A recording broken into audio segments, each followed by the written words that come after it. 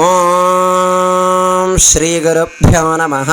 ഹരി ഓം. പതംഗമക്തമസൂരസ്യ മായയാ ഹൃദാ പശ്യന്തി മനസാ വിപശ്ചിതാഃ. സമുദ്രേ അന്തഃ കവയോ വിചക്ഷത്തെ മരീചീനാം പദമിച്ഛന്തി വേധസാഃ.